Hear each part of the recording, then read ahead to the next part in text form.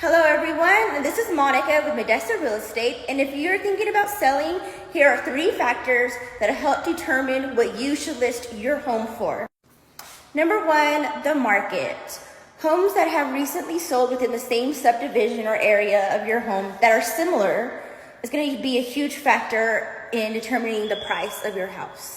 Number 2, condition. What's the condition of your home like? Does it need to be updated? Does it need a lot of repairs? Homes that are well maintained throughout the years and are updated regularly tend to hold more value. Number 3, location. Where's your home located at? Are you in a more well-developed area, a newer and growing area? Are you in the outskirts of town or in the inner city?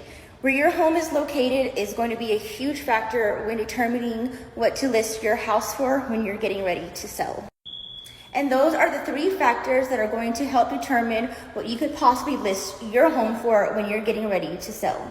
If you'd like me to go into more detail, I do offer a full in-depth market analysis as well as a step-by-step seller's guide. So if this is something that interests you and you're thinking about selling your home, please do not hesitate to give me a call, and have a good day.